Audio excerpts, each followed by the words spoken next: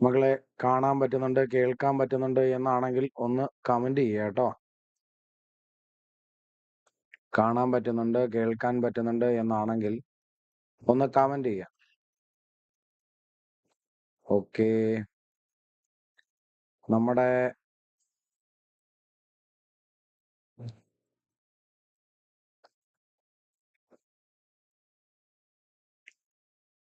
ഇന്നത്തെ ക്ലാസ്സിൽ ആരൊക്കെ എത്തിയിട്ടുണ്ട്? ആളുകളൊക്കെ എത്തുന്നതേ ഉള്ളൂ എന്നാണ് തോന്നുന്നത്. എല്ലാവർക്കും ഞാനൊന്ന് ഷെയർ ചെയ്ത് കൊടുക്കട്ടെ ക്ലാസ്സുകൾ കേട്ടോ. ഗ്രൂപ്പിനകത്തിട്ടു.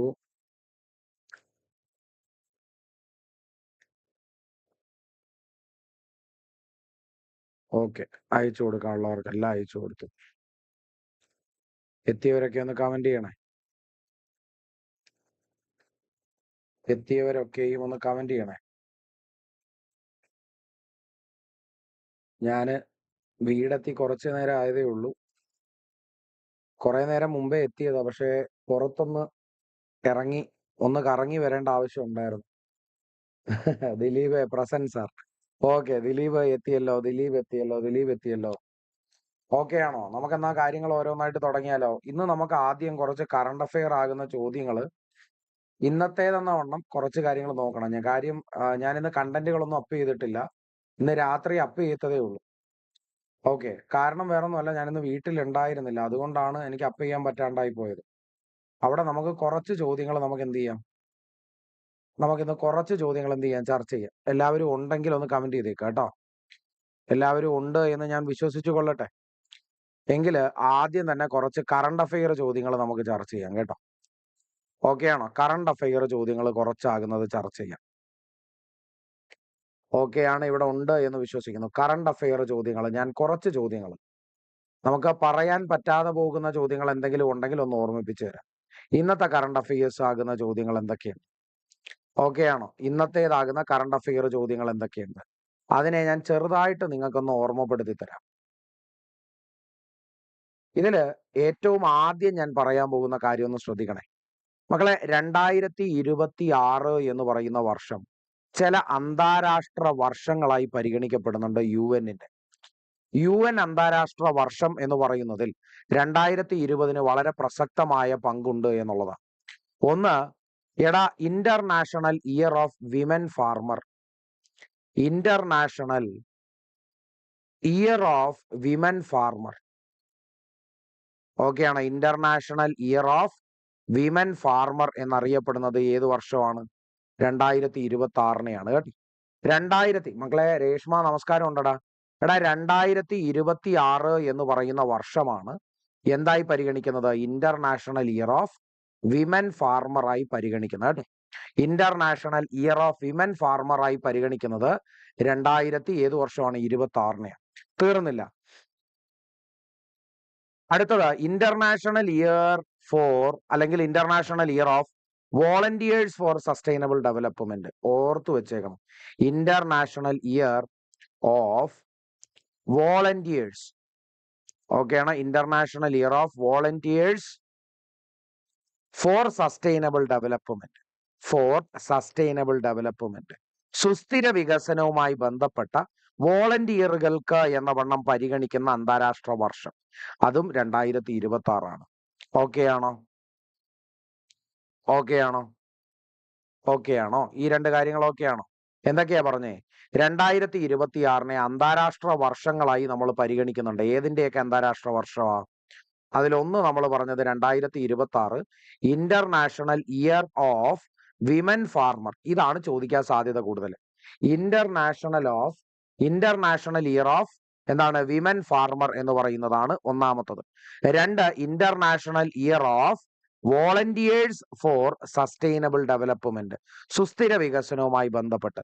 ഇനി ആരോ ഒരാൾ ഒരു പോയിന്റ് കൂടെ പറഞ്ഞു, അതും പരിഗണിക്കാവുന്നതാണ് കേട്ടോ. ഇന്റർനാഷണൽ ഇയർ ഫോർ അല്ലെങ്കിൽ ഇന്റർനാഷണൽ ഇയർ, ആരാ പറഞ്ഞേ? ആരാ പറഞ്ഞ? കണ്ണുണ്ണി പറഞ്ഞ സാധനമാണ് കറക്റ്റ്. അതും ഇതിനകത്ത് വരാം കേട്ടോ.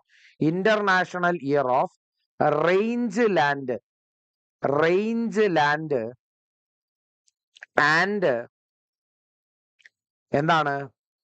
പാസ്ചർ കണ്ടോ, പാസ്ചർ കണ്ടോ, പാസ്ചറലിസ്റ്റ്, പാസ്ചറലിസ്റ്റ്. ഓക്കെ ആണോ? International Year of Range land and Pastoralist എന്ന് പറയുന്നതും ഏത് വർഷം? ഈ പറയുന്ന 2026. എന്താ മക്കളെ ഈ പാസ്ചറലിസ്റ്റ് എന്ന് പറഞ്ഞാല്? എന്താണ് ഈ പറയുന്ന പാസ്ചറലിസ്റ്റ് എന്ന് പറഞ്ഞാല്? What is this pastoralist? എന്താണ് പാസ്ചറലിസ്റ്റ് എന്ന് പറയുന്നതിന്റെ മീനിങ്? പറയണേ. പാസ്ചറലിസ്റ്റ് എന്ന് പറയുന്നത് എന്താണ്? ഇടയന്മാർ, അതാണ് കണ്ണുണ്ണി പറഞ്ഞ സാധനം കേട്ടോ. ബിലാലെ നമസ്കാരം ഉണ്ടടാ. മക്കളെ കേട്ടോ, ഇടയന്മാരുമായി ബന്ധപ്പെട്ടുള്ള ഒരു അന്താരാഷ്ട്ര വർഷമാണ് 2026. അതുപോലെ സസ്റ്റൈനബിൾ ഡെവലപ്മെന്റ് വോളണ്ടിയർമാരെ പരിഗണിക്കുന്ന ഒരു വർഷമാണ് 2026. വിമൻ ഫാർമറുകളെ പരിഗണിക്കുന്ന ഒരു വർഷമാണ് 2026. ഓക്കെ ആണെങ്കിൽ കമന്റ് ചെയ്യാം. ഓക്കെ ആണ് എന്നാണെങ്കിൽ കമന്റ് ചെയ്യാം. ഓക്കെ ആണ് എന്നാണെങ്കിൽ കമന്റ് ചെയ്യാം. ഓക്കെ ആണോ? ഓക്കെ ആണോ? അതുപോലെ ജനുവരി മാസം 2 പ്രത്യേകത എന്താ? ഇന്നത്തെ ദിവസത്തിന്റെ പ്രത്യേകത, ഇന്ന് മന്നം ജയന്തി എന്നറിയപ്പെടും. എന്തെന്നാ അറിയപ്പെടുന്നത്? മന്നം ജയന്തി. മന്നത്ത് പത്മനാഭന്റെ ജന്മദിവസമാണ്. അതാണ് മന്നം ജയന്തി എന്ന് പറയുന്നത്. ഓക്കെ ആണോ? മന്നത്ത് പത്മനാഭന്റെ ജന്മദിനമാണ്. അതാണ് മന്നം ജയന്തി എന്ന് പറയുന്നത്. ഓക്കെ ആണോ? എങ്കിൽ അവിടുന്ന് ഒരു ചോദ്യമുണ്ട്. കേരളത്തിന്റെ മദൻ മോഹൻ മാളവ്യ ആരാണ്? എന്താണ് പറഞ്ഞത്? കേരളത്തിന്റെ മദൻ മോഹൻ മാളവ്യ എന്നറിയപ്പെടുന്നത് ആരെയാണ്? കേരളത്തിന്റെ മദൻ മോഹൻ മാളവ്യ എന്നറിയപ്പെടുന്നത് മന്നത്തിനെയാണ്. മന്നത്ത് പത്മനാഭൻ നായരെ അറിയപ്പെടുന്ന പേരാണ് കേരളത്തിന്റെ മദൻ മോഹൻ മാളവ്യ. ഓക്കെ ആണോ? ഒന്നുകൂടെ നമ്മൾ എന്തൊക്കെ പറഞ്ഞു? ഇന്റർനാഷണൽ ഇയറുകളായി ആചരിക്കുന്നുണ്ട്. ഏതിന്റെയൊക്കെ വർഷങ്ങളായിട്ട് ആചരിക്കുന്നേ? അതിൽ ഒന്ന് നമ്മൾ പറഞ്ഞത് എന്താണ്? വിമൻ ഫാർമറുമായി ബന്ധപ്പെടുന്ന കാര്യമാണ്. വിമൻ ഫാർമറുമായി ബന്ധപ്പെടുന്ന കാര്യമാണ്. അതുപോലെ ഇന്റർനാഷണൽ ആകുന്ന ഇയർ ആണ്. എന്തിന്റെ ഇയർ ആണ്? റേഞ്ച് ലാൻഡ് ആൻഡ് പാസ്ചറലിസ്റ്റ് എന്ന് പറയുന്നത്. റേഞ്ച് ലാൻഡ് ആൻഡ് പാസ്ചറലിസ്റ്റ്, അതായത് ഇടയന്മാരെ സംബന്ധിക്കുന്നതായ, ഓക്കെ ആണോ? ഇടയന്മാരെ സംബന്ധിക്കുന്നതായത് എന്ന് വിളിക്കാൻ പറ്റുന്ന പാസ്ചറലിസ്റ്റ്, അവർക്ക് വേണ്ടുന്ന ഒരു വർഷം അന്താരാഷ്ട്ര വർഷമായി കണക്കാക്കുന്നു. അതുപോലെ വോളണ്ടിയർ, ഇന്റർനാഷണൽ ഇയർ ഓഫ് എന്താണ് പറഞ്ഞേ? വോളണ്ടിയർ. ഓക്കെ ആണോ? Volunteer or volunteer four Sustainable development, സുസ്ഥിര വികസനവുമായി ബന്ധപ്പെട്ട വോളണ്ടിയർമാരെ ആചരിക്കുവാനുള്ളതാകുന്ന ഒരു വർഷം. അപ്പോൾ ഈ പറയുന്ന വർഷങ്ങളെല്ലാം തന്നെ എന്താണ്? 2026 എന്നാണ് നമ്മൾ മനസ്സിലാക്കേണ്ടത്. ഓക്കെ ആണോ? അപ്പൊ International Year of Women Farmer എന്ന് പറയുന്നത് 2026, International Year of Range land and Pastoralist എന്ന് പറയുന്നത് 2026, International Year of Volunteers for Sustainable Development എന്ന് പറയുന്നതും 2026. അത് കഴിഞ്ഞ് നമ്മൾ പറഞ്ഞു ജനുവരി മാസം 2 ഏത് ദിവസമാണ്? ഒരു ചോദ്യമാ. ജനുവരി മാസം 2 എന്ന് പറയുന്നത് ഏത് ദിവസമാണ്? പറഞ്ഞേടാ. മന്നം ജയന്തി. ഓക്കെ ആണോ? മന്നം ജയന്തി. അപ്പോ ഒരു ചോദ്യമുണ്ട്.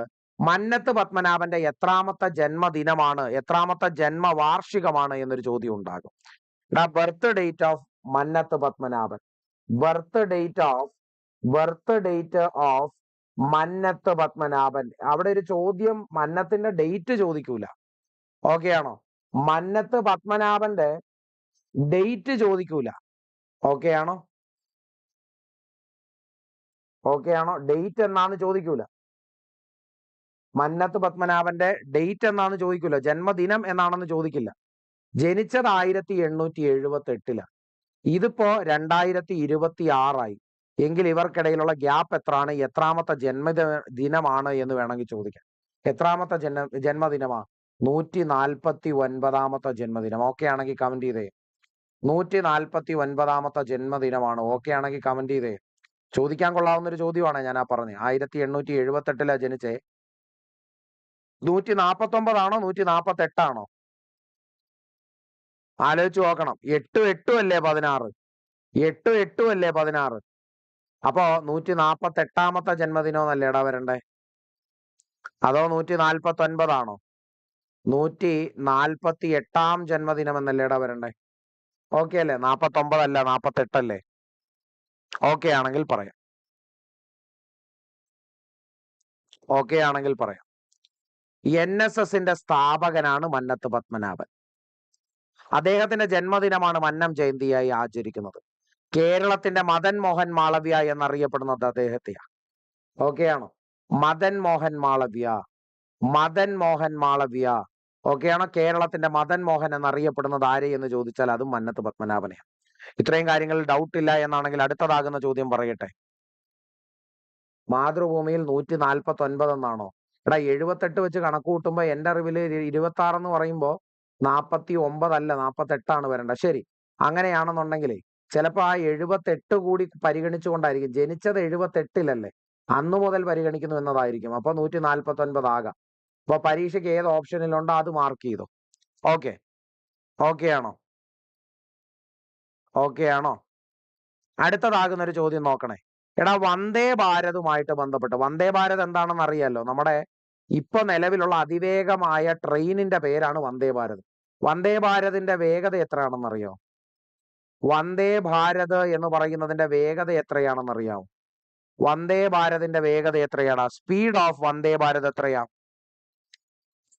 അറിയാമെന്നാണെങ്കിൽ ഒന്ന് കമന്റ് ചെയ്യണേ.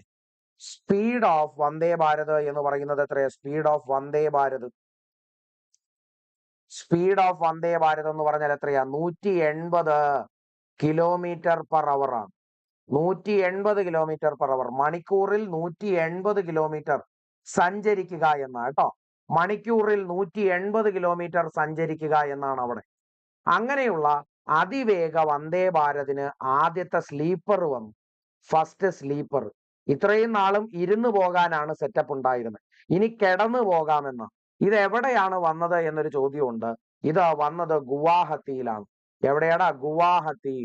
ഓക്കെ ആണോ? ഗുവാഹത്തി. ഓക്കെ ആണോ? ഗുവാഹത്തി ടു കൊൽക്കത്ത റൂട്ടിലാണ് ഇത് വരുന്നത് കേട്ടോ. ഗുവാഹത്തി ടു കൊൽക്കത്ത റൂട്ടിലാണ് വരുന്നത്. ഓക്കെ ആണോ? എവിടം തൊട്ട് എവിടെ വരെയുള്ള റൂട്ടിലാണ് ഇത് വന്നിട്ടുള്ളത്?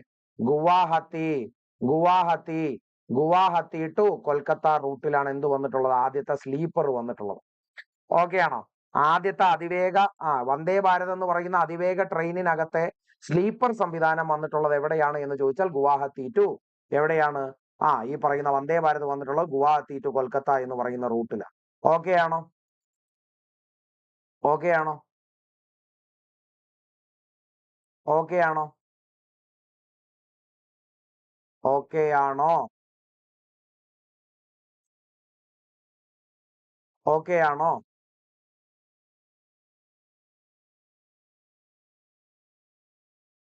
ഇനി ബൾഗേറിയ എന്ന് പറയുന്ന സ്ഥലത്തിനൊരു പ്രത്യേകത ഉണ്ടായിട്ടുണ്ട്. ആരുടെ പ്രത്യേകതയാണ് നമ്മൾ പറയുന്നത്? ബൾഗേറിയ, ബൾഗേറിയ, ബൾഗേറിയ എന്ന് പറയുന്ന സ്ഥലത്തിനൊരു പ്രത്യേകതയുണ്ട്. കേവലം 2026 എന്ന് പറയുന്നത് അവർക്ക് പുതുവർഷം എന്നതല്ല അവർ മനസ്സിലാക്കുന്നത്. മറിച്ച് ബൾഗേറിയക്ക് ഇത് ഒരു പുതുവർഷമല്ല, സാമ്പത്തികമായ പരിവർത്തനത്തിന്റെ ഒരു വർഷം കൂടിയാണ് എന്ന് വേണം നമ്മൾ മനസ്സിലാക്കാൻ. ഇവിടെ ഒരു സാമ്പത്തിക പരിവർത്തനം നടന്നിട്ടുണ്ട്. എവിടെയാ മക്കളെ? ബൾഗേറിയയിൽ. ഓക്കെ ആണോ? ഓക്കെ ആണോ? അവിടെ ബൾഗേറിയയിൽ ലെവ് എന്ന് പറയുന്ന ഒരു കറൻസി ആയിരുന്നു ഉപയോഗിച്ചിരുന്നത്. ഇനി മുതൽ ലെവ് എന്ന് പറയുന്നതിന് പകരം യൂറോ എന്ന് പറയുന്ന ആളായിരിക്കും അവിടെ ഉണ്ടാകും. ഓക്കെ ആണോ? ലെവ് എന്ന് പറയുന്നതായ കറൻസി മാറി ഇനി അവിടെ വിനിമയത്തിന് വേണ്ടി ഉപയോഗിക്കുന്ന കറൻസിയായി ബൾഗേറിയയിൽ ആര് വരും? 2026 മുതൽ യൂറോ വരും. ഡൗട്ട് ഉണ്ടോ? ലെവ് എന്നതായ പണ്ട് മുതലേ ഉള്ള ഈ പറയുന്ന ബൾഗേറിയയിലെ കറൻസി മാറി ഇനി മുതൽ യൂറോ എന്നതായി മാറുന്നു എന്നാണ് ഒരു വാർത്ത. ഓക്കെ ആണോ? ഓക്കെ ആണോ? ഓക്കെ ആണോ?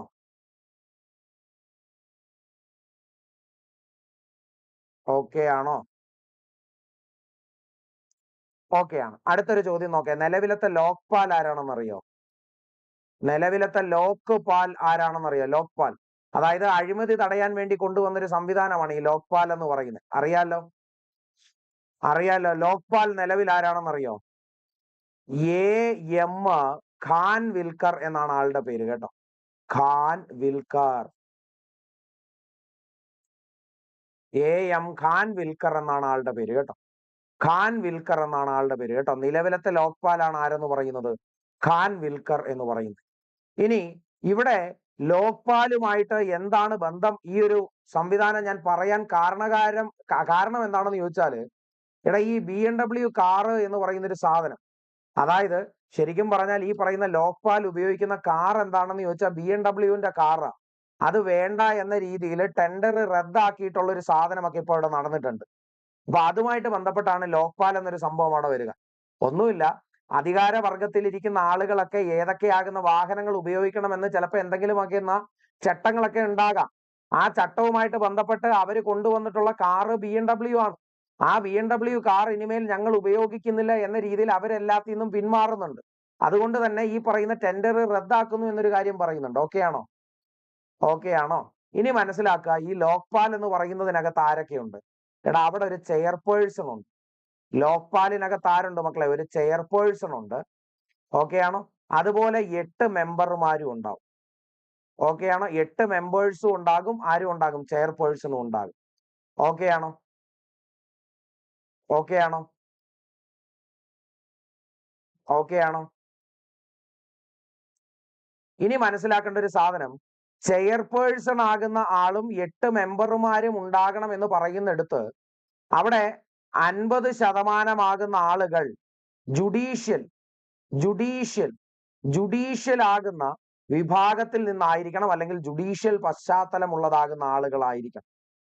ഓക്കെ, അതായത് ഒരുവിധം ഈ പറയുന്ന ജഡ്ജിമാരോ അങ്ങനെയുള്ള ജഡ്ജിമാരുള്ള ആളുകളൊക്കെ ആകാനാണ് സാധ്യത കേട്ടോ. ജുഡീഷ്യൽ വിഭാഗത്തിൽ നിന്നുള്ള ആളുകൾ ഏകദേശം ഒരു 50% ഉണ്ടാകണം. അത് മാത്രമല്ല, അവശേഷിക്കുന്ന 50% എന്ന് പറയുന്നത് സംവരണത്തിന് വേണ്ടി നൽകുന്നതായ സാധനമാണ്. അവിടെ ആരൊക്കെ ഉണ്ടാകും? ഒരു 50% എന്ന് പറയുന്നത് സംവരണമുണ്ട്. അവിടെ SC ST വിഭാഗത്തിൽ നിന്ന് ആളുകൾ ഉണ്ടാകണം, OBC വിഭാഗത്തിൽ നിന്ന് ആളുകൾ ഉണ്ടാകണം, മറ്റ് മൈനോറിറ്റികളാകുന്ന വിഭാഗത്തിൽ നിന്ന് ആളുകൾ ഉണ്ടാകണം, സ്ത്രീകളുടെ ഭാഗത്ത് നിന്ന് ആളുകൾ ഉണ്ടാകണം. ഇങ്ങനെ എന്തുണ്ട്? സ്ത്രീകൾ എന്നിങ്ങനെയാകുന്ന എന്തുണ്ട്? വിഭാഗീയത അവിടെയുണ്ട്.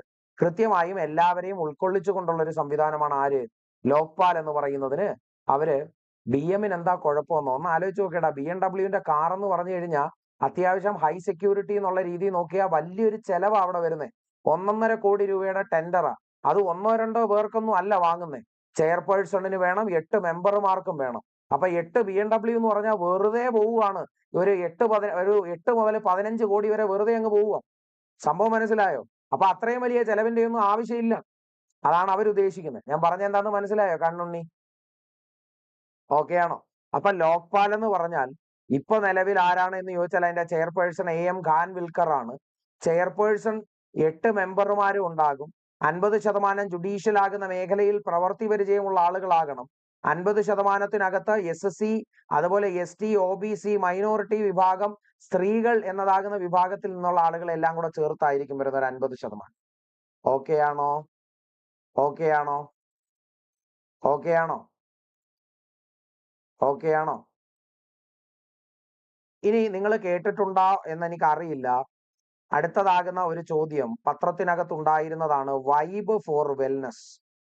വൈബ് ഫോർ വെൽനസ് എന്നാണ് സാധനത്തിന്റെ പേര്. വൈബ് ഫോർ വെൽനസ് എന്നാണ് പേര്. ഓക്കെയാണോ? വൈബ് ഫോർ വെൽനസ് ഇതൊരു ക്യാമ്പയിനാണ്. ഇത് ഒരു ക്യാമ്പയിനാണ്. എന്തിന്റെ ക്യാമ്പയിൻ ആണ് എന്ന് ചോദിച്ചാൽ ജീവിതശൈലി രോഗവുമായി ബന്ധപ്പെട്ട്. എന്തുമായിട്ട് ബന്ധപ്പെട്ട? ജീവിതശൈലി രോഗങ്ങളുമായി ബന്ധപ്പെട്ട്. ഓക്കെയാണോ? ജീവിതശൈലി രോഗങ്ങളുമായി ബന്ധപ്പെട്ട് നടത്തുന്ന ഒരു ക്യാമ്പയിൻ ആണ് എന്തെന്ന് പറയുന്നത്, ഈ പറയുന്ന ജനപങ്കാളിത്തത്തോടെ നടത്തുന്ന വൈബ് ഫോർ വെൽനസ് എന്ന് പറയുന്ന ക്യാമ്പയിൻ. ഓക്കെയാണോ? ജീവിതശൈലി രോഗങ്ങളുമായി ബന്ധപ്പെട്ടിട്ടാണ് ഇത് നടത്തുന്നത്. ഓക്കെയാണോ?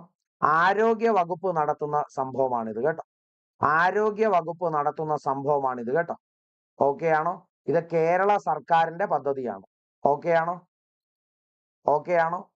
ഇനി അടുത്തതാകുന്ന ഒരു ചോദ്യം, പുകയില ഉൽപ്പന്നങ്ങളുടെ പുതിയ നികുതി എത്ര ശതമാനം ആക്കുമെന്നറിയോ? 40%. പുകയില ഉൽപ്പന്നങ്ങളുടെ നികുതി ഇനി മുതൽ 40%. എന്ന് മുതലാകുന്നേ? 2026 ഫെബ്രുവരി മുതൽ കേട്ടോ. 2026 ഫെബ്രുവരി മുതൽ പുകയില ഉൽപ്പന്നം എന്ന് പറയുന്നത് 40% എന്ന രീതിയിലേക്ക് മാറ്റും. ഓക്കെയാണോ? പുതിയ നികുതി എന്ന് പറയുന്നത് 40% എന്ന രീതിയിലേക്ക് മാറും. ഓക്കെയാണോ? ഓക്കെയാണോ? ഓക്കെയാണോ? എടാ, ഇന്ത്യയിലെ ആദ്യത്തെ ബുള്ളറ്റ് ട്രെയിൻ, അതാണ് അടുത്ത ചോദ്യം. ഫസ്റ്റ് ബുള്ളറ്റ് ട്രെയിൻ ഇന്ത്യയിലെ ആദ്യത്തെ ബുള്ളറ്റ് ട്രെയിൻ എന്ന് വരുമെന്നറിയോ? 2027 വരാൻ പോകും. ഓക്കെ ആണോ? ഓക്കെ ആണോ? 2027 ഓഗസ്റ്റ് മാസം 15 ഇവനെ നമുക്ക് കാണാൻ പറ്റും. ഇന്ത്യയിലെ ആദ്യത്തെ ബുള്ളറ്റ് ട്രെയിൻ എന്ന് പറയുന്നത് 2027 ഓഗസ്റ്റ് 15 കാണാം. ഓക്കെ ആണോ? ഓക്കെ ആണോ? ഇത് 508ഓളം വരുന്ന കിലോമീറ്റർ ദൈർഘ്യമുള്ള സാധനമാണ്. അതിവേഗ റെയിൽ ഇടനാഴികളിലൂടെയാണ് ഇത് കടന്നു പോകുക. മുംബൈ ടു അഹമ്മദാബാദ് ആണ് ഇതിന്റെ യാത്ര കേട്ടോ. Mumbai to Ahmedabad. Mumbai to Ahmedabad. Mumbai to Ahmedabad. ഇത്രയൊന്നും വലിപ്പമൊന്നുമില്ല. അഹമ്മദാബാദ്. അഹമ്മദാബാദ്. ഈ പറയുന്ന കേന്ദ്രത്തിലൂടെ ആയിരിക്കും, ഈ പറയുന്ന സ്ഥലങ്ങളിലൂടെ ആയിരിക്കും അതിന്റെ യാത്ര. ഓക്കെ ആണെങ്കിൽ കമന്റ് ചെയ്ത്. മുംബൈ ടു അഹമ്മദാബാദ് ആണ് യാത്ര. അപ്പൊ ഒന്നുകൂടെ കാര്യങ്ങൾ പറഞ്ഞു. നമ്മളെ ഏറ്റവും ആദ്യം പറഞ്ഞതാകുന്ന കാര്യം, ഈ വർഷം അന്താരാഷ്ട്ര വർഷങ്ങളായി ആചരിക്കുന്നു. എന്തൊക്കെ കാര്യങ്ങൾക്ക് വേണ്ടി? വിമൻ ഫാർമർ, അതുപോലെ range land and pastoralist, volunteer of sustainable development എന്നിങ്ങനെയാകുന്ന വർഷങ്ങൾ 2026 ആചരിക്കുന്നുണ്ട്. ജനുവരി 2 മന്നം ജയന്തിയാണ്. നിലവിൽ 149 അല്ലെങ്കിൽ 48. 78 ജനിച്ച ആളാണ്. 26 ഇപ്പോ ബർത്ത്ഡേ ആഘോഷിക്കുന്നത്. 149 ബർത്ത്ഡേ. കേരളത്തിന്റെ മദൻ മോഹൻ മാളവ്യ എന്നറിയപ്പെടുന്ന കേരളത്തിന്റെ NSS എന്ന് പറയുന്ന സംവിധാനത്തിന്റെ സ്ഥാപകനാണ് ആര്? ഈ പറയുന്ന മന്നത്ത് പത്മനാഭൻ എന്ന് പറയുന്നത്. വന്ദേ ഭാരത് എന്ന് പറയുന്നത് നിലവിൽ ഈ പറയുന്ന ഇന്ത്യയിലെ ഏറ്റവും അതിവേഗ ട്രെയിൻ ആണെന്ന് നമുക്കറിയാം. 180 km/h വേഗത അതിനുള്ളത്. നിലവിൽ ആ പറയുന്ന സംവിധാനത്തിന്റെ സ്ലീപ്പർ വിഭാഗത്തെ എന്ത് ചെയ്യാൻ പോവുകയാണ്? ഇന്ത്യയിൽ കൊണ്ടുവരാൻ പോവുക. ഈ പറയുന്ന സ്ലീപ്പർ വിഭാഗം ഗുവാഹത്തി ടു കൊൽക്കത്ത, അതായത് നമ്മുടെ നോർത്ത് ഇന്ത്യയില് ഈസ്റ്റേൺ ഭാഗത്ത്, നമ്മുടെ കൊൽക്കത്ത ടു ആസാം, ആ കണക്ഷനിനകത്താണ് ഈ സാധനം വരുന്നത്. ഇനി പറഞ്ഞു ബൾഗേറിയ എന്ന് പറയുന്ന രാജ്യം ഇത്രയും നാളെ ലെവ് എന്ന് പറയുന്ന ഒരു കറൻസി ആയിരുന്നു ഉപയോഗിച്ചു കൊണ്ടിരുന്നത്. ഇനി മുതൽ അത് ആരായി മാറുന്നുണ്ട്? യൂറോ ആയി മാറുന്നുണ്ട്. മാറ്റങ്ങളൊക്കെ വന്നു തുടങ്ങി. ഇനി പറഞ്ഞു ലോക്പാൽ. ലോക്പാലായിട്ട് നിലവിലുള്ളത് AM ഖാൻവിൽക്കർ എന്ന് പറയുന്ന ആളാണ്. ചെയർപേഴ്സൺ ഉൾപ്പെടെ അവിടെ ഒരു 8 മെമ്പർമാരും കൂടെ ഉണ്ട്. മൊത്തം ഒരു 50 പേരുണ്ടാകും. ചെയർപേഴ്സണും 8 മെമ്പർമാരുമാണ്. അതിൽ 50% ആളുകൾ ജുഡീഷ്യൽ മേഖലയിൽ നിന്നുള്ള ആളുകളാകണം. അവശേഷിക്കുന്ന ഒരു 50%, അല്ലെങ്കിൽ മൊത്തത്തിലുള്ളതിന്റെ ഒരു 50% ആളുകൾ SC ST വിഭാഗം, അല്ലെങ്കിൽ OBC വിഭാഗം, മൈനോറിറ്റി ആകുന്ന മറ്റ് വിഭാഗങ്ങൾ ഉണ്ടെങ്കിൽ അങ്ങനെ, സ്ത്രീകൾ, ഇവയെല്ലാം കൂടെ ചേർത്ത് ഒരു 50% ഉണ്ടാകണം എന്നും പറയുന്നുണ്ട്. അതുപോലെ വൈബ് ഫോർ വെൽനെസ് എന്ന് പറഞ്ഞിട്ട് ഒരു സാധനം വരുന്നുണ്ട്. കേരള സർക്കാർ പദ്ധതിയാണ്. ജീവിതശൈലി രോഗങ്ങളുമായി ബന്ധപ്പെട്ടുകൊണ്ട് അവിടെ ഒരു ക്യാമ്പയിൻ നടത്തുകയാണ് ഇതിന്റെ ഉദ്ദേശം എന്ന് പറയുന്നത്. അതായത് ഒരു അവയർനെസ് ക്ലാസ് കൊടുക്കുക. പുകയില ഉൽപ്പന്നം നാളെ മുതൽ അല്ലെങ്കിൽ ഫെബ്രുവരി മാസം മുതൽ 40% മാറുന്നു എന്ന് പറയുന്നു. ഇന്ത്യയിലെ ആദ്യത്തെ ബുള്ളറ്റ് ട്രെയിൻ സംവിധാനം 2027 ഓഗസ്റ്റ് 15 നിലവിൽ വരും എന്ന് പറയുന്നു. ഇത് ഓടാൻ പോകുന്നത് മുംബൈ മുതൽ അഹമ്മദാബാദ് വരെയാണ്. ഓക്കെ ആണെങ്കിൽ കമന്റ്. ഇത്രയും കാര്യങ്ങൾ ഓക്കെ ആണെങ്കിൽ കമന്റ് ചെയ്യും. സെറ്റാണോ? ഇത്രയും കാര്യങ്ങൾ ഓക്കെ ആണോ? മുംബൈ മുതൽ അഹമ്മദാബാദ് വരെ ഇത്രയും കാര്യങ്ങൾ ഓക്കെ ആണോ മക്കളെ? ഇത് വളരെ കാര്യമായിട്ട് അങ്ങോട്ട് പഠിപ്പിക്കുക എന്നുള്ളതല്ല എന്റെ ഉദ്ദേശം എന്ന് പറയുന്നത്. എന്റെ ഉദ്ദേശം എന്ന് പറയുന്നത് ഒരു തവണയെങ്കിലും നിങ്ങൾ ഈ സാധനം എന്ത് ചെയ്യണം? കേട്ടിട്ടുണ്ടാകണം. ഒരു തവണയെങ്കിലും നിങ്ങൾ ഈ സാധനം വായിച്ചിട്ടുണ്ടാകണം. അത് എനിക്ക് ഉറപ്പ് വരുത്തേണ്ടതുണ്ട്. അതിനു വേണ്ടിയിട്ടാ ഞാൻ തന്നെ ഈ സാധനം പറയുന്നത് കേട്ടോ. ശരി, അങ്ങനെയാണെങ്കിൽ അടുത്തതാകുന്ന കുറച്ച് ചോദ്യങ്ങളോടെ നമുക്ക് നോക്കാമേ. എടാ, ന്യൂയോർക്കിൽ നിങ്ങൾ പഠിച്ചിട്ടുണ്ട് 112ാമത് മേയറായി തെരഞ്ഞെടുത്തു. 112ാമത് മേയറായിട്ട് ഒരാളെ തെരഞ്ഞെടുത്തു. ആരാണെന്നറിയോ? ഓക്കെ ആണോ? അതാണ് നമ്മൾ പറയുന്ന മംതാനി എന്നാണ് ആളുടെ പേര്. മംതാനി. ഓക്കെ ആണോ? ന്യൂയോർക്ക് മേയർ ആണ് കേട്ടോ. ന്യൂയോർക്ക് മേയർ ആണ് ഈ പറയുന്ന മംതാനി. എന്താ ഇതിന്റെ പ്രത്യേകത എന്ന് ചോദിച്ചാൽ, ആദ്യത്തെ മുസ്ലിം മേയർ ആണ് കേട്ടോ. ഫസ്റ്റ് മുസ്ലിം മേയർ ആണ് ആരെന്ന് പറയുന്നത്? മംതാനി എന്ന് പറയുന്നത് കേട്ടോ. ഓക്കെ ആണോ? സൊഹ്റാൻ മംതാനി എന്നാണ് ആളുടെ ശരിയായ പേര്. സൊഹ്റാൻ മംതാനി എന്നാണ് ശരിയായ പേര്. ഓക്കെ ആണോ? സൊഹ്റാൻ മംതാനി എന്നാണ് ശരിയായ പേര്. അപ്പോ ന്യൂയോർക്കില് ഈ പറയുന്ന സൊഹ്റാൻ മംതാനി സത്യപ്രതിജ്ഞ ചൊല്ലി ന്യൂയോർക്കിന്റെ മേയർ ആകുന്ന സ്ഥാനത്തേക്കാണ് തെരഞ്ഞെടുത്തിട്ടുള്ളത്. ആദ്യത്തെ മുസ്ലിം മേയർ ആണ്, അല്ലെങ്കിൽ 102ാമത്തെ 112th മേയർ ആണ് എന്ന് വേണമെങ്കിലും പറയാം. 112ാമത്തെ മേയറും ആദ്യത്തെ മുസ്ലിം മേയറുമാകുന്ന ആളാണ് കേട്ടോ. ഓക്കെ ആണോ? ഓക്കെ ആണോ? ഓക്കെ ആണോ? ഇനി നമ്മുടെ ഹൈക്കോടതിയിലേക്ക് പോവാം. നിലവിൽ ഒരു നിയമനം നടന്നിട്ടുണ്ട്. നമ്മുടെ ഹൈക്കോടതിയുടെ ചീഫ് ജസ്റ്റിസ് ആരാണെന്നറിയോ? ഹൈക്കോടതിയുടെ ഇപ്പോഴത്തെ ചീഫ് ജസ്റ്റിസ് ആരാണെന്നറിയോ? ആരാണ്? സൗമെൻ സെൻ എന്നാണ് ആളുടെ പേര് കേട്ടോ. സൗമെൻ സെൻ എന്നാണ് ആളുടെ പേര് കേട്ടോ. ഓക്കെ ആണോ? നിലവിലത്തെ ഹൈക്കോടതിയുടെ ചീഫ് ജസ്റ്റിസ് ആരാണ്? ആള് സൗമെൻ സെൻ എന്നാണ് ആളുടെ പേര്. സൗമെൻ സെൻ എന്നാണ് ആളുടെ പേര്. ഇദ്ദേഹം ഏത് നാട്ടുകാരനാണ്? നേറ്റീവ് ഓഫ് വിച്ച് പ്ലേസ് എന്നാണ് പറയണമേ.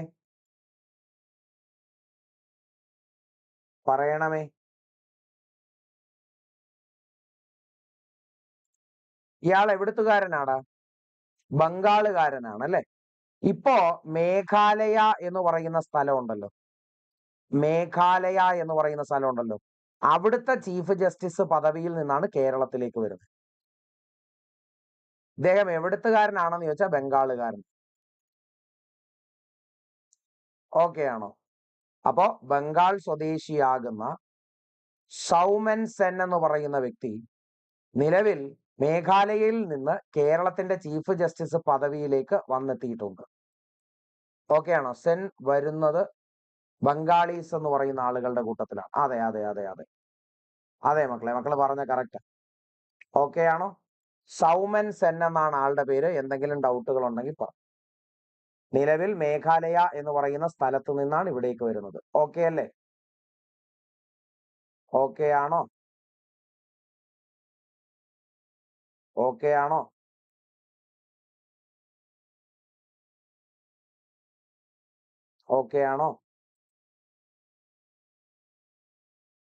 ഇനി മറ്റൊരു കാര്യം കൂടെ പറയട്ടെ. എടാ, പുരാതന സമുദ്രയാത്ര. എന്താ ഞാൻ പറഞ്ഞേ? പുരാതന സമുദ്രയാത്ര. ശ്രദ്ധിച്ചോണേ. പുരാതന സമുദ്രയാത്ര. ഈ പുരാതന സമുദ്രയാത്രയുമായി ബന്ധപ്പെട്ട് നമുക്ക് പലതാകുന്ന കാര്യങ്ങൾ ഓർത്തെടുക്കേണ്ടതുണ്ട്. അതിനെ ഓർമ്മപ്പെടുത്തുന്ന രീതിയിൽ, അതിന്റെ പൈതൃകം ലോകമെമ്പാടുമുള്ള ആളുകളിലേക്ക് എത്തിക്കുന്ന രീതിയിൽ ഇന്ത്യൻ നാവികസേനയുടെ ഇന്ത്യൻ നാവികസേനയുടെ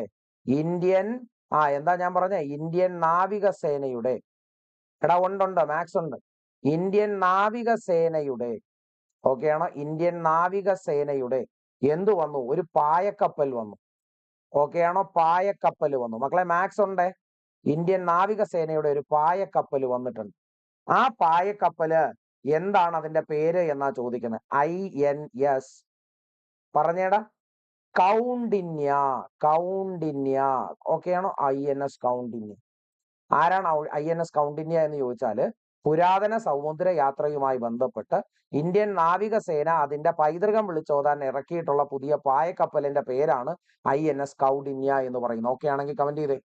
മാത്സിന്റെ ക്ലാസ് ഉണ്ട്, ഒരു മാറ്റമില്ല. മാത്സിന്റെ ഒക്കെ ക്ലാസ് ഉണ്ട് കേട്ടോ. മാത്സിന്റെ ഒക്കെ ക്ലാസ് നമ്മൾ എങ്ങനെയാ ഒഴിവാക്കുന്നത്?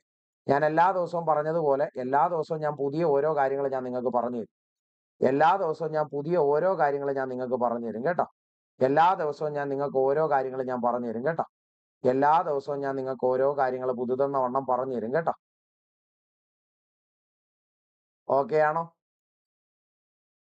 എല്ലാ ദിവസവും ഞാൻ പുതിയതാകുന്ന എന്തെങ്കിലും ആകുന്ന ഒരു സാധനം മാത്സ് എന്ന് പറഞ്ഞു തരുമെന്ന്. ഓക്കെ ആണോ?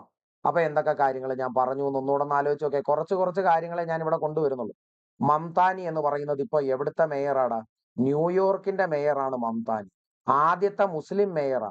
112ാമത്തെ മേയറാ. 112ാമത്തെ മേയറാകുന്ന ആദ്യത്തെ മുസ്ലിം മേയറാകുന്ന ആളാണ് സൊഹ്റാൻ മംതാനി, ന്യൂയോർക്കിന്റെ. ഹൈക്കോടതി ചീഫ് ജസ്റ്റിസ് ആയിട്ട് നിലവിൽ സ്ഥാനമേൽക്കാൻ പോകുന്നത് സൗമെൻ സെൻ എന്ന് പറയുന്ന ആളാണ്. ഇദ്ദേഹം മേഘാലയ എന്ന് പറയുന്ന സ്ഥലത്തെ ഹൈക്കോടതി ചീഫ് ജസ്റ്റിസ് പദവിയിൽ നിന്നാണ് കേരളത്തിലേക്ക് എത്താൻ പോകുന്നത്. ഇദ്ദേഹം ഒരു ബംഗാൾ സ്വദേശിയാണ്. ഇനി പറഞ്ഞു പുരാതനമായ സമുദ്രയാത്ര എന്ന് പറയുന്നതിനെ വിളിച്ചോതാൻ, ജനങ്ങളിലേക്ക് എത്തിക്കാൻ, ലോകമെമ്പാടുമുള്ള ആളുകളിലേക്ക് എത്തിക്കാൻ ഇന്ത്യൻ നാവികസേന പുതിയതാകുന്ന ഒരു പായക്കപ്പൽ പുറത്തിറക്കിയിട്ടുണ്ട്. അതിന്റെ പേരാണ് INS കൗണ്ടിന്യ എന്ന് പറയുന്നത്. ഇത്രയും കാര്യങ്ങൾ ഓക്കെ ആണെങ്കിൽ കമന്റ്. INS കൗണ്ടിന്യ. ഓക്കെ ആണോ? അപ്പൊ ഒരു ചോദ്യം ചോദിക്കട്ടെ, ബൾഗേറിയയിലെ പുതിയ കറൻസി ഏതാ? പറഞ്ഞേ പറഞ്ഞേ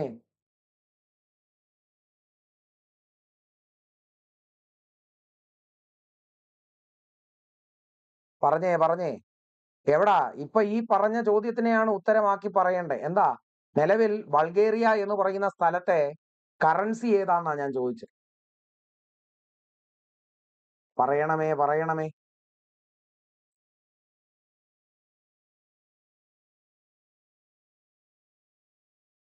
എടാ, അതെ, എന്താണ്? യൂറോ ആണ് കേട്ടോ. മക്കളെ, മറ്റൊരു പ്രധാനപ്പെട്ട ഒരു വാർത്തയായിരുന്നു. എടാ, തുടർച്ചയായ 2 മിസൈലുകൾ വിക്ഷേപണം നടത്തി. തുടർച്ചയായ സംവിധാനത്തിൽ നിന്ന് ഒരു പുതിയ സംവിധാനം കൊണ്ടുവന്നു, ഒരു പുതിയ ടെക്നോളജി കൊണ്ടുവന്നു, ന്യൂ ടെക്നോളജി. ഈ ന്യൂ ടെക്നോളജിയിൽ എന്താ സംഭവിക്കുന്നതെന്ന് വെച്ചാൽ, അടുപ്പിച്ച് തന്നെ 2 മിസൈൽ അങ്ങ് ലോഞ്ച് ആവും. അടുപ്പിച്ച് 2 മിസൈൽ അങ്ങ് ലോഞ്ച് ആവും. അവര് അവിടെ ലോഞ്ച് ചെയ്ത മിസൈലിന്റെ പേര് പ്രളയ് എന്നാണ്. ഇന്ത്യ തദ്ദേശീയമായി വികസിപ്പിച്ച ഒരു മിസൈലാണ് പ്രളയ്. ഇന്ത്യ തദ്ദേശീയമായി വികസിപ്പിച്ച ഒരു മിസൈലിന്റെ പേരാണ് എന്തെന്ന് പറയുന്നത്? പ്രളയ് എന്ന് പറയുന്നത്. ഓക്കെ ആണോ? ഓക്കെ ആണോ? ഓക്കെ ആണോ? ഇനി ഇന്ത്യയിൽ ഈ പറയുന്ന തദ്ദേശീയമായി മിസൈലുകളൊക്കെ വികസിപ്പിക്കുന്ന സ്ഥാപനത്തിന്റെ പേരെന്താ? DRDO, defence research and development organisation. DRDO എന്നാണ് നിലവിൽ വന്നതെന്നറിയോ? DRDO എസ്റ്റാബ്ലിഷ്ഡ് ഡേറ്റ് എന്നാണെന്നറിയോ? DRDO എസ്റ്റാബ്ലിഷ്ഡ് ഡേറ്റ് എന്നാണെന്നറിയാമോ? എസ്റ്റാബ്ലിഷ്ഡ് ഡേറ്റ് എന്നാണെന്നറിയാമോ? DRDO എന്ന് വന്നു എന്നറിയാമോ? മക്കളെ, 1958. 1958 DRDO എന്നൊരു സംവിധാനം എന്ത് ചെയ്യുന്നത്? ഫോം ചെയ്യുന്നത്. ഓക്കെ ആണോ? ഓക്കെ ആണോ? അതായത് ഇന്ത്യ എന്ന് പറയുന്ന രാജ്യത്തിന് വേണ്ടുന്ന സർവ്വതാകുന്ന എന്ത് പ്രിപ്പയർ ചെയ്യാൻ? ഈ പറയുന്ന ഡിഫൻസുമായി ബന്ധപ്പെട്ട എല്ലാത്തരം സംവിധാനങ്ങളും ടെക്നോളജികളും കൈകാര്യം ചെയ്യാൻ, ഉണ്ടാക്കാൻ, പരീക്ഷണം നടത്താൻ നിലവിൽ വന്ന സ്ഥാപനമാണ് DRDO, defence research and development organisation. അവര് തദ്ദേശീയമായി നിർമ്മിച്ച ഒരു മിസൈലാണ് പ്രളയ് എന്ന് പറയുന്നത് കേട്ടോ. അവര് തദ്ദേശീയമായി നിർമ്മിച്ച ഒരു മിസൈലാണ് എന്തെന്ന് പറയുന്നത്? ഈ പറയുന്ന പ്രളയ് എന്ന് പറയുന്നത്. ഓക്കെ ആണോ? ഇത് ഒരു അർദ്ധ ബാലിസ്റ്റിക് മിസൈലാണ്.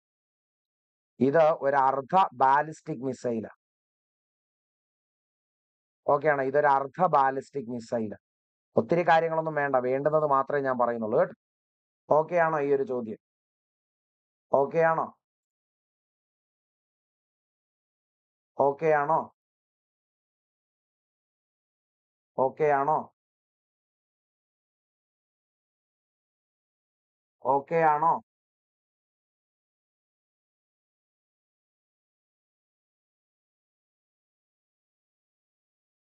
ഓക്കെ ആണോ? ഇനി അതെന്താണെന്നോ? ഈ അർദ്ധ ബാലിസ്റ്റിക് മിസൈൽ എന്ന് പറഞ്ഞാൽ എന്താ? ബാലിസ്റ്റിക് മിസൈൽ എന്ന് പറഞ്ഞാൽ എന്താ? What is meant by ballistic missile? അതിന്റെ ഒരു ചുരുക്കമാകുന്ന ഭാഗമാണ് ഇതെന്ന് മാത്രമേ അവിടെ അർത്ഥം വരുന്നുള്ളൂ. ഈ ബാലിസ്റ്റിക് എന്ന് പറഞ്ഞു കഴിഞ്ഞാല്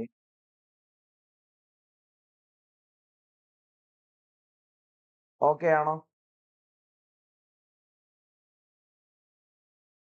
എന്താ ഈ സംഭവം എന്ന് പറഞ്ഞു തരാൻ? എന്റെ കയ്യിൽ ഒരു ഉപകരണം ഇരിപ്പുണ്ടെന്ന് വിചാരിക്കും. ഓക്കെ. ഈ ഉപകരണം എന്തിനു വേണ്ടി ഉപയോഗിക്കുന്നു എന്ന് ചോദിച്ചാൽ, ഇതിനകത്ത് ഞാൻ മിസൈൽ നിറച്ചു വെച്ചേക്കുക. എന്താ ബാലിസ്റ്റിക് എന്ന് പറഞ്ഞു തരാം.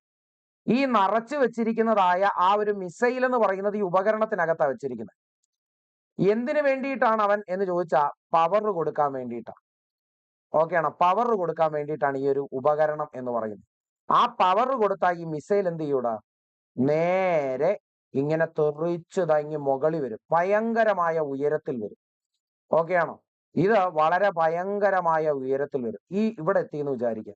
ഇനി എന്താ സംഭവിക്കുന്നതെന്ന് ചോദിച്ചാൽ, ഫോള് ചെയ്യും, നേരെ താഴേക്ക് ഫോൾ ചെയ്യും. എന്തുകൊണ്ടാണ് താഴേക്ക് വീഴുന്നതെന്ന് ചോദിച്ചാൽ, it is because of gravity.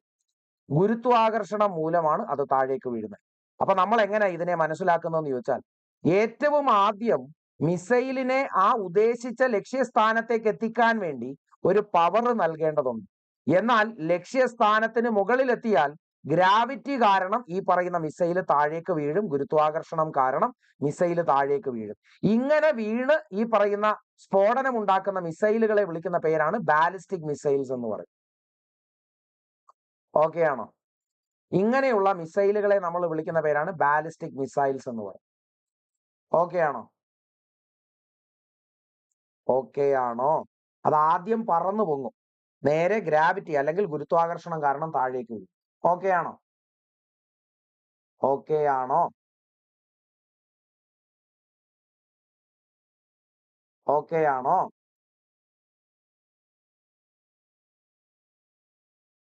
ഇനി ഇവിടെ ഇതൊരു അർദ്ധ ബാലിസ്റ്റിക് മിസൈൽ ആണ് എന്നതുകൊണ്ട് അവർ ഉദ്ദേശിക്കുന്നത് അന്തർവാഹിനികളിൽ നിന്ന് അന്തർവാഹിനികളിൽ നിന്ന് വിക്ഷേപണം നടത്തുന്നു എന്നതായിരിക്കണം ഉദ്ദേശിക്കുന്നത്. ഓക്കെ, ഞാൻ അങ്ങനെയാണ് മനസ്സിലാക്കിയിട്ടുള്ളത് കേട്ടോ. സബ് മറൈനുകൾ, അന്തർവാഹിനികളിൽ നിന്ന് വിക്ഷേപണം നടത്തുന്ന മിസൈലുകളെയാണ് സബ് ബാലിസ്റ്റിക് മിസൈൽസ് എന്ന് പറയുന്നത്. കരയിൽ വെച്ചാണ് ഇത് പൊട്ടിക്കുന്നതെങ്കിൽ ബാലിസ്റ്റിക്കാ. എന്നാൽ വെള്ളത്തിനടിയിൽ വെച്ചാണ് ഇത് പൊട്ടിക്കുന്നതെന്നുണ്ടെങ്കിൽ അതിനെ വിളിക്കുന്ന പേരെന്തെന്നാ? സബ് ബാലിസ്റ്റിക് മിസൈലുകൾ. സബ് മറൈനിനകത്ത് നിന്നായിരിക്കും ഇത് വിക്ഷേപണം നടത്തുന്നത് എന്ന് വേണം മനസ്സിലാക്കാൻ. ഓക്കെ ആണോ? ഓക്കെ ആണോ? ഓക്കെ ആണേ കമന്റ് ചെയ്യും. അപ്പോ എന്തൊക്കെ കാര്യങ്ങൾ പറഞ്ഞു? മക്കളെ ശ്രദ്ധിച്ചോണേ. നമ്മൾ എന്തൊക്കെ കാര്യങ്ങൾ പറഞ്ഞു എന്ന് ശ്രദ്ധിച്ചോണേ. നമ്മൾ പറഞ്ഞു സുഹ്റാൻ മംതാനിയാണ് ഇപ്പോഴത്തെ ന്യൂയോർക്കിന്റെ മേയർ. 112ാമത്തെ മേയർ ആയിരിക്കാം, പക്ഷെ ആദ്യത്തെ മുസ്ലിം മേയർ ആണെന്ന് പറഞ്ഞു. ഹൈക്കോടതിയുടെ ചീഫ് ജസ്റ്റിസ് ആയിട്ട് സ്ഥാനമേൽക്കുന്നത് സൗ മെൻ സെൻ എന്ന് പറയുന്ന ആളാണ്. ബംഗാൾ സ്വദേശിയാണ് ഇദ്ദേഹം. മേഘാലയ എന്ന് പറയുന്ന സ്ഥലത്തെ ചീഫ് ജസ്റ്റിസ് പദവിയിൽ നിന്നാണ് കേരളത്തിലേക്ക് എത്തുന്നത്. പുരാതന സമുദ്രയാത്രയെ അതിന്റെ പൈതൃകത്തെ വിളിച്ചോതാൻ എന്ന വണ്ണം ഇന്ത്യൻ നാവികസേന പായക്കപ്പൽ ഒരെണ്ണം പുറത്തിറക്കിയിട്ടുണ്ട്. അതിന്റെ പേരാണ് INS കൗണ്ടിന്യ എന്ന് പറയുന്നത്. അതുപോലെ പുതിയതാകുന്ന ടെക്നോളജിയെ ഉപയോഗപ്പെടുത്തി ഒരേ സമയം ഒരെണ്ണം വിക്ഷേപിച്ച് തൊട്ടടുത്ത അതിന് പുറകെ തന്നെ അടുത്ത വിക്ഷേപണം നടക്കുന്നു. ഓക്കെ ആണോ? എടാ, തുടരെ 2 മിസൈലുകൾ. ആ വിട്ട മിസൈലിന്റെ പേര് പ്രളയ എന്നാണ്. ഈ പ്രളയം എന്ന് പറഞ്ഞാൽ ഒരു അർദ്ധ ബാലിസ്റ്റിക് മിസൈലാണ്. അതായത് ഈ പറയുന്ന അന്തർവാഹിനികളിൽ നിന്ന് വിക്ഷേപണം നടത്തുന്നത്. ഈ പറയുന്ന സാധനമൊക്കെ ഉണ്ടാക്കുന്നതും അതിന്റെ പരീക്ഷണം നടത്തുന്നതും DRDO എന്ന സംവിധാനത്തിലാണ്. DRDO എന്ന് പറഞ്ഞാൽ defence research and development organisation. 1958 DRDO എന്ന സംവിധാനം സ്റ്റാർട്ട് ചെയ്തിട്ടുള്ളത്. ഓക്കെ ആണ് ഇത്രയും കാര്യങ്ങൾ എന്നാണെങ്കിൽ കമന്റ് ചെയ്യും. ഓക്കെ ആണെങ്കിൽ പറയാം. ഓക്കെ ആണെങ്കിൽ പറയാം. ഇനി നമുക്ക് ഒരു പ്രത്യേകമാകുന്ന ഒരു കൗതുകം ഉണർത്തുന്ന ഒരു ചോദ്യമുണ്ട്. നിങ്ങൾ കേട്ടിട്ടുണ്ടാകും കിരിബാത്തി എന്നാണ് അതിന്റെ പേര് കേട്ടോ. കിരിബാത്തി എന്നാണ് അതിന്റെ പേര്. മക്കളെ, ഇതൊരു രാജ്യമാണ്. ഇത് പസഫിക് സമുദ്രത്തിനകത്ത് വരുന്നതാകുന്ന ഒരു രാജ്യമാണ് കേട്ടോ. പസഫിക് സമുദ്രമില്ലേ, അതിനകത്ത് വരുന്ന ഒരു രാജ്യമാണിത്, രാഷ്ട്രമാണിത്. എന്താണ് ഇതിന്റെ പ്രത്യേകത എന്ന് ചോദിച്ചാൽ, ഈ വർഷം 2026 ആദ്യം വരവേറ്റത് ഇവരാ. അതായത് ഏറ്റവും ആദ്യം ഈ പറയുന്ന പുതുവത്സരത്തെ വരവേറ്റത് കിരാബാത്തിയാണ്. ലോകത്ത് പുതുവർഷത്തെ ആദ്യം സ്വാഗതം ചെയ്തത് പസഫിക് ദ്വീപ് രാഷ്ട്രമാകുന്ന കിരാബത്തിയാണ്. ഓക്കെ ആണോ? ഓക്കെ ആണോ? ലോകത്ത് പുതുവർഷത്തെ ആദ്യമായി സ്വാഗതം ചെയ്തത് പസഫിക് ദ്വീപ് രാഷ്ട്രമാകുന്ന കിരാബത്തിയാണ്. ഇന്ത്യൻ സമയം എന്ന വണ്ണം ഒരു 2:30. ഓക്കെ ആണോ? 2:30 ഇവിടെ ഇവിടെ ഈ പറയുന്ന പരിപാടി നടത്തിയ ക്രിസ്മസ് ദ്വീപ് എന്നും ഒരു വിളിപ്പേരുണ്ട് ഇതിന് കേട്ടോ. കിരാബത്തിക്ക് എപ്പോഴും ഇവരല്ലേ അങ്ങനല്ല, എപ്പോഴും ഇവരാകണം എന്നില്ലല്ലോ. ആഘോഷിക്കുന്നത് എവിടെ എന്നുള്ളത് മാത്രമാണ് അവർ ഉദ്ദേശിച്ചത്, അല്ലാതെ വലിയ കാര്യങ്ങളൊന്നുമില്ല കേട്ടോ. ഓക്കെ അല്ലേ? ഇത്രയും കാര്യങ്ങളാണ് എനിക്ക് നിങ്ങൾക്ക് കുറച്ചാകുന്നതെങ്കിലും ആകുന്ന രീതിയിൽ കറണ്ട് അഫെയർ ആയി അവിടെ പറഞ്ഞു തരാനുള്ളത്. ഓക്കെ ആണോ? ഇത്രയും ചോദ്യങ്ങൾ ഓക്കെ ആണെങ്കിൽ കമന്റ് ചെയ്യാം. ഇനി വേണമെങ്കിൽ കുറച്ച് മാത്സ് ചോദ്യങ്ങൾ നമുക്ക് ചെയ്യാം. ഇനി വേണമെന്നാണെങ്കിൽ നമുക്ക് കുറച്ച് മാത്സ് ചോദ്യങ്ങൾ നമുക്ക് ചെയ്യാം. എന്താ അഭിപ്രായം?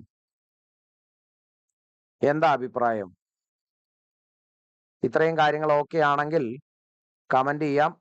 അവിടുന്ന് നമുക്ക് തുടങ്ങാം. ഇത്രയും ആകുന്ന കാര്യങ്ങൾ ഓക്കെ ആണെങ്കിൽ നമുക്ക് അവിടെ നിന്ന് തുടങ്ങാം. ഞാനേ നൈസായിട്ട് നിങ്ങൾക്കൊരു ചോദ്യം അങ്ങോട്ട് തരാമേ. നൈസായിട്ട് നിങ്ങൾക്കൊരു ചോദ്യം അങ്ങോട്ട് തരാമേ. ചോദ്യം ശ്രദ്ധിച്ച് നോക്കിക്കോണം. എടാ ഒരു ഒരു ഒരു ക്വസ്റ്റ്യനാ. ഞാൻ ചുമ്മാ അതെങ്ങനെ ചെയ്യണ്ടേന്നൊന്ന് കാണിച്ചു തരാനുള്ള ട്രിക്കുകൾ കാണിച്ചു തരാം. മക്കളെ ഇവിടെ ഞാനൊരു ട്രിക്ക് മാത്രമായിട്ടാണ് കാണിച്ചു തരുന്നത് കേട്ടോ. എന്താണ് സംഭവം നോക്കിക്കോണം. 4.2 ഗുണം 4.2 മൈനസ് 1.9 ഗുണം 1.9 മൊത്തമാകുന്നതിനെ ഭാഗിച്ചു. ഓക്കെ ആണോ? 2.3 ഗുണം 6.1. ഇതാണ് ചോദ്യം. ഓക്കെ ആണോ? ആൻസറുകളായി അവര് തന്നിട്ടുള്ളത് ഓപ്ഷൻസിനകത്ത് ഓപ്ഷൻ എ 0.5, ഓപ്ഷൻ ബിക്കകത്ത് അവര് തന്നിട്ടുണ്ട് 1, ഓപ്ഷൻ സി എന്ന് പറയുന്നത് 20, ഓപ്ഷൻ ഡി എന്ന് പറയുന്നത് അവര് തരുന്നു 22. ഇതിന്റെ ആൻസർ എന്ത് വരുമെന്നൊന്ന് ചെയ്തിട്ട് പറഞ്ഞേ.